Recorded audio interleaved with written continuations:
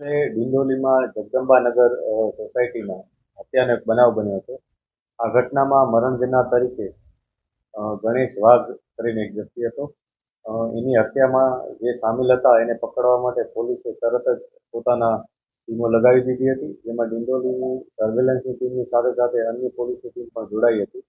અને આ ઘટનામાં ડિટેક્શન કરતાં ખૂબ જ ટૂંકા સમયમાં અમે 4 આરોપીઓની ડિટેન કરી લીધેલા છે.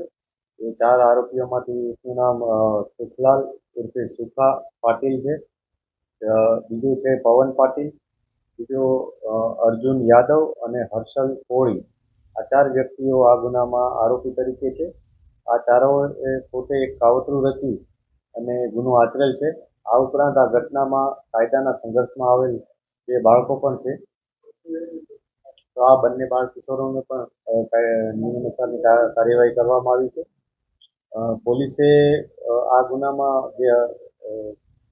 જે મોટિવ હતો એ વિશે પૂછતાછ કરી છે. મોટિવમાં અત્યારે એવું જાણવા મળ્યું છે કે જે મરણ જનાર છે ગણેશ વાઘ, એ અગાઉ આજે હત્યા કરનાર મુખ્ય વ્યક્તિ છે સુખલાલ પાટીલ, એના મોટા ભાઈ દેવેન પાટીલની હત્યા વખતે એના બાઇકમાં બેસાડીને દેવેનને લઈ જતો હતો અને ત્યારબાદ દેવેનની હત્યા થઈ હતી. તેથી આ લોકોને પહેલેથી શંકા એવી હતી કે આ ઘટનામાં જે દેવેનની હત્યા થઈ એમાં ગણેશ વાઘ સામેલ છે.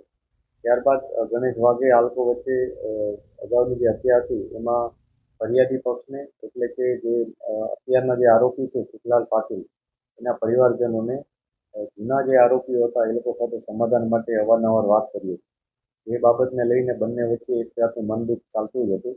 જે છેવટે ગઈકાલે સુખલાલ પાટીલે પોતાના મિત્રો સાથે ભેગા મળી પૂર્વ આયોજિત કાવતરું ઘડી અને ગણેશને પોતાના વિસ્તારમાં બોલાવ્યો હતો.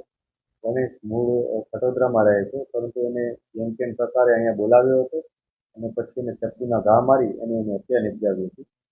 આ જે ઘટનામાં જે ચપ્પુ વપરાયું છે એને હજી રિકવર કરવાનું બાકી છે. પોલીસ એના માટે ફર્ધર પોલીસ કસ્ટડી પણ માંગશે આરોપીઓની, અને જે પણ કાયદેસરની કાર્યવાહી હશે એ કરવામાં આવશે.